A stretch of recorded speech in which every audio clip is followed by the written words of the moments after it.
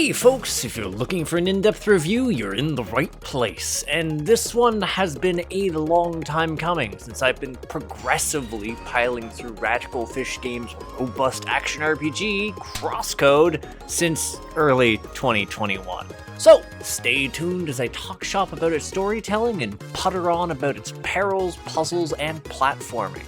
All so I can boil down whether I thought this game was groovy, or if this code was in direct need of debugging. I'm your host Arlyeon, let's find out together. And a small side note, this is strictly talking about the base game. While I do intend on eventually addressing the Homecoming DLC in a somewhat timelier fashion, that'll be a different video. So, welcome to Crossworlds, perhaps the most excessive MMO experience in the history therein, given that it makes use of a moon that has been literally terraformed to serve as the physical location for the game. That said, it doesn't expect players to physically visit this remote location. Instead, they interact with it through avatars, constructs made of instant matter that allow them to navigate the world and simultaneously perceive the virtual constructs which litter its surface. Which essentially just sounds like a virtual reality MMO, albeit with a whole lot of extra steps involved. Seriously, if you have the technology to terraform a planet and set up all these unique environments, and it's using VR elements anyways, what is this supposed to do? Take off some of the load of calculating physics for a body made of matter? You're still having to calculate the arrangement of what's essentially nanomachines, son. Okay, I digress. So the important thing here is that the plot of the game sees you engaging in Operation Trackwalker, which has you traveling the planet's surface along the track, a pilgrimage of sorts that takes you through a number of temples dedicated to the ancients which came before you. And along the way, you'll slowly piece together the reason behind the expedition and meddle in the affairs of the settlements that both sprung up across the planet as well as the native denizens therein. Only, that's not really the case. I mean, it sums up the story of the game inside fine, but as for the central narrative threads, Crosscode concerns itself more with its protagonist, Lei, who's thrust into Crossworlds under some questionable circumstances involving her distinct lack of memory. Something she hopes to recover by tracing her steps, setting her on a journey to re-explore the world, and yet there's some lingering complications and questions which yet remain. Some of these are innocuous enough, such as the glitch which limits her speech patterns, but others are far more pressing, such as her curious introduction to the game and the way it's noticed. Thankfully, she doesn't have to go it alone, since she's fortunate enough to make a few friends along the way. Not so basic premise aside, I legitimately found it a neat concept on a number of levels. For instance, as a protagonist, Lei faces some fairly unique hurdles, since her speech limitation isn't simply a means of making her a silent protagonist for a player to slip into. She tries to express herself and has to grapple with her inability to communicate her thoughts and insecurities easily. And this is expressed quite well in the faces she makes and the awkwardness of her exchanges with other players. There's also just something really endearing about the act of making friends in the game, since the characters you take along with you will actually comment on the environments you're traveling through, the enemies you're fighting, and events as they occur. Heck, you can even give them and others a quick DM at times just to get their input on things or to hassle them. It's fun stuff, and it definitely nails that experience of playing a game with someone else. That said, the part that really caught me off guard was the actual depth of the story. While Crosscode certainly embraces the absurdity of its MMO-esque setting and leans on the age-old trope of collect 10 twigs and murder 10 hedgehogs, it also leaves plenty of room for far more serious subject matter. This isn't an RPG where a group of unassuming adventurers come together to slap God down because he's doing a big evil nebulous thing after a hefty journey of breaking into people's houses and stealing their personal objects. Rather, what it chooses to address is ultimately a fair bit more personal, such as the evolution of ethics as technology advances, the horrible repercussions of people who exploit technology to its fullest, and a few other things aside that I don't want to get into since I abhor spoilers. It's honestly fantastic stuff. That said, given it did take me a rather substantial time to get through it all, I'm not gonna lie, I'm unironically glad that there's a little lore library, since beyond all the bestiary entries and odd chunks of lore you can discover that fill in the details about the game world, there's a chapter summary, and that really helped as a refresher when my tired ass forgot what I was supposed to be doing or what I'd already done. Then again, I think that could also be chalked up to the sheer amount of things that you can do, because the game wears so many hats. Action RPG, platformer, puzzler, and a whole lot of optional malarkey to get into.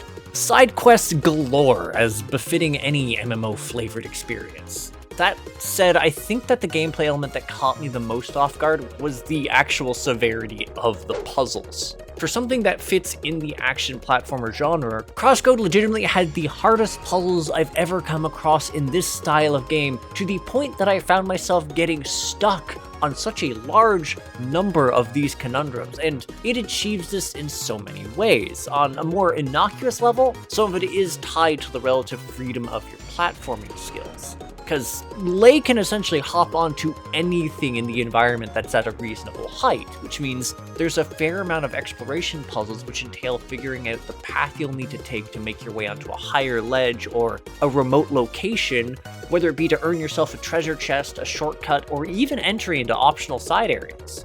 That said, while this pathfinding can be tricky in and of itself, especially given that the precision some of these jumps entail, it hardly ends there, since you'll also frequently find yourself needing to hunt down and trigger switches, some of which can only be accessed through a clever angling of a shot, or which have some rather stringent time limits on how long they're even active for. And it's on that note that I need to address the other puzzles. Because as tricky as the running around elements can be, the game gets outright sadistic with the puzzles it brings to the table, if only because so many of them essentially boil down to needing to fire a shot so it pings off of every switch in a room, all while forcing you to trigger the necessary switches to ensure that the shot's progress isn't stopped in real time, frequently while switching between the various powers you unlock along your journey, which, yes, it makes very clever use of these powers, such as the ability to teleport between wave locations, or to power up things with your shock powers, to melt ice with your fire blasts, or freeze water into bouncing locations with your ice.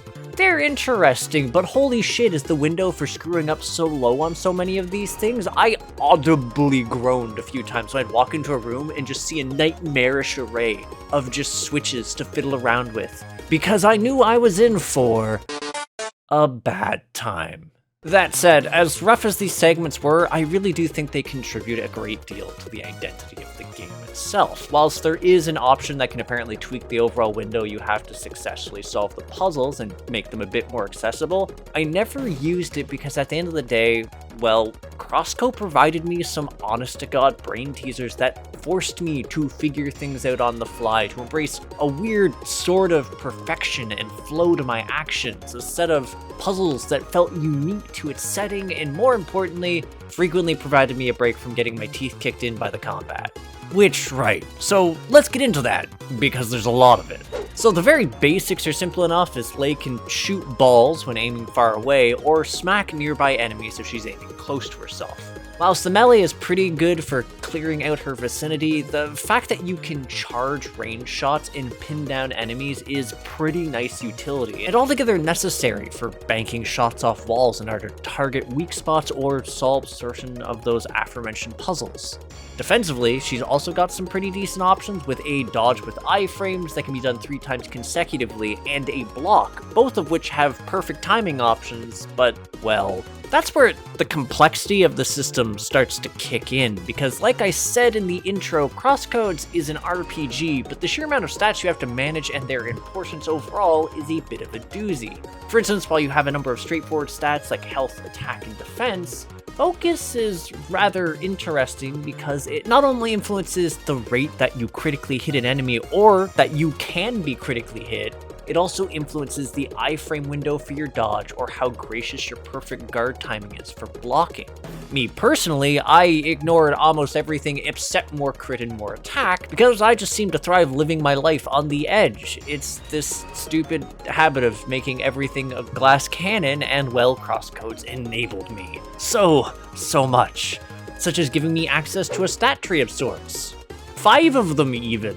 The initial one you start with, the neutral tree, is essentially your foundation, providing you access to a number of vanilla stat boosts as well as your combat arts as you go further in, skills which essentially take the SP you generate from hitting enemies and allowing you to do empowered shots, dodges, shots, and strikes, which can in turn be charged up into more powerful versions of themselves as you progress further down the tree and charge them for longer. That said, the really important part is that leveling up the tree also helps to provide passive talents.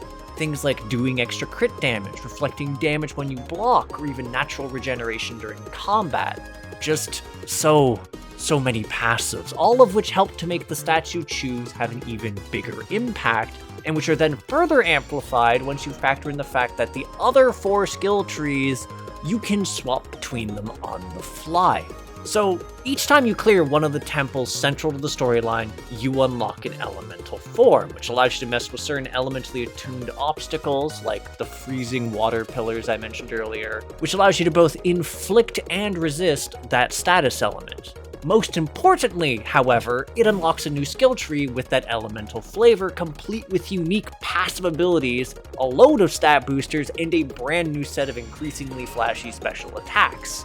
And it gains a pool of skill points unique to that tree, and an equal number to your neutral tree points, and those elemental trees stack on top of your base form, which allows you to change up your stats fairly freely in order to gain access to certain passives, active skills, defenses, the raw stats, or just the elemental mode that you need in a given situation. Really, your only limitation is the fact that spamming elemental attacks will eventually overload your circuit and force you back into your base form. And given you can break out of being overloaded fairly quickly if you're going on the offensive, or avoid it by not spamming shots willy-nilly, it really isn't that bad. Also, to the game's credit, while you can't swap around skill points freely, you can swap between certain branches of the skill tree when you're given a choice, in case you dislike a certain stat allotment or special attack, and it's still gracious enough to have skill reset items that you can acquire, and it even gives you some at certain occasions in the story. Though, to be fair, I'm not even sure how necessary they'd be with the sheer library of equipment you can accrue. There is just such a diverse array of armors and weapons to get, all of which can provide some fairly distinct bonuses to your stats and, more importantly, your skills, allowing you to really lean into the idea of being a glass cannon crit machine, or possibly hugging the brink of destruction on a near-death build, or even just killing people by reflecting damage at them and being the tankiest piece of garbage ever. There's just so many dumb options, though the best ones do require a bit of work, since they're either squirreled away in well-hidden spots, or require you to farm up materials from specific plants or baddies in a given biome. And that process can be slightly time-consuming in and of itself, but ultimately winds up feeling fairly worth it given just how much nonsense you can stack onto your gear, like the sheer amount of extra crit damage I do. And at least in regards to exploration, you have the ability to leave markers to remind yourself of where item chests you haven't collected are, which is then further complemented by the game tracking how many items remain in a given location at large. And heck, even farming isn't that bad, if only because as you chain together enemy kills without dying or taking too much time, you'll start to accrue combo points, which cause the drop rates to improve, as well as drops unique to the higher combo levels to begin popping up. Though this also means the natural regeneration that normally kicks in when you're not in a fight is paused for the duration of the combo, which can result in a fair bit of lost progress if you die. Not all of it, admittedly. The game autosaves fairly frequently, such as when you change rooms, which means you'd keep all the experience and items you had accrued to that point, but if you wound up running a circuit in a room for a while and then died, there might be some tears. That said, it might be worth it to you, since there's some pretty funny dialogue that occurs if you force your companions through a lengthy murder fest like that, and it's a lot easier at the highest combo tier of S rank because things respawn quickly. But yeah, speaking of that funny dialogue, you don't have to slug away at the game alone. While your damage is reduced to a degree while you're running in a party, the NPC teammates are very useful as far as suppressing enemies, snagging their attention, and just outputting damage. And while they can die, they come back fairly quickly, which is probably why the game disallows you from taking them into dungeons with you or other air quote solo instances. Crosscode just wants to kick your teeth in sometimes, and so many of the enemies just have brutal attack patterns where you're needing to look for points in time where you can perfect counter in an attack to set them up into a vulnerable state, or shoot a charge shot at them as they're charging an attack in order to stagger them, or even just to avoid them executing that action. And that's without even getting started on the bosses. These are normal enemies. I found going through Souls games easier than Crosscode, because more often than not, a bit of grinding and obscene violence was the solution in a Souls game. But here, well, not only are the bosses multi-stage endeavors with some fairly complex attack patterns that evolve as you knock away health bars, a fair number of them even eschew being able to be attacked normally, requiring you to figure out how to even hurt them or open up their vulnerabilities, all while you're being trounced. It was to the point that one of the major saving graces for me was the fact that you get healed whenever you knock off a boss's health bar. Just the most threadbare of breathers, so I could survive long enough to see some of the mechanics that are now going to be smearing me across the arenas. Like, yes, there is actually food that you can eat in combat, both in order to heal and to get buffs, but not only is it on a 10-second timer, and 10 seconds can feel like an eternity when you're getting a large percentage of your health shaved off in a combo attack, but it also takes time to eat, a precious few seconds where you're stuffing it in your face. And no, out-leveling the thing isn't really a solution either in a practical sense, given enemies and quests give experience relative to your level. So hypothetically, you could get severely over-leveled, but gaining the 1,000 experience needed to level, one experience at a time, sounds like a root canal without anesthetic. I'd much rather learn the mechanics and curse myself for being a glass cannon, even as I continue to invest my points and gears into everything except health and defense. Seriously though, the bosses are so good, and that includes the ones that are strictly tied to side quests. There's just so many great encounters to be found there that are wholly optional, with novel gameplay segments at large. Things like a tower defense minigame and even a shmups segment to be found as you putter around. And those side quest segments, as a note, are pretty rewarding too, not just for the gear it gives or the experience, but because it gives you achievements. And no, this isn't a Steam completionist thing. See, achievements in Crosscode are actually useful, specifically because they provide trophy points, which are usable as a form of currency when you do New Game Plus, as they can actually be spent to toggle options like retaining your level, gear, and elemental trees, toggling extra enemy experience, or even hellish options like causing you to die in one hit to get no item drops, or to have all the enemies scale up your level. It's just really great stuff in practice. And on that note of things being great, I want to talk about the graphics because, well, this game is just so lovely to look at. Like, there's just so much love put into the design of this world, a lot of thought put into how these things are constructed, and allowing you to freely roam across them while still making them look like organic traversal points, to the point that it's tricky to notice them at times because they just fit in so seamlessly. It's legitimately amazing. I also really do like the enemy design. While a lot of them are really weird and goofy, it's a lot of fun seeing them lean into this sort of oddness that crops up in video games and just embracing it. And far be it for me to mention the enemies without mentioning the absolutely awesome looking combat arts. All those special attacks that I was talking about earlier are fairly rewarding to use, but the max level ones especially are excessively fun to pull off. And yet, despite my love of overkill, I can't say it's the best visual element, because in a game that's so neatly honed in on its story, I really have to give credit to the character portraits during dialogue. They're really good at evoking emotions and giving a wide range of expressions that suit the scenes, and there's some that literally help to hammer home some of those good feels if you're looking to be sad right in the here and now.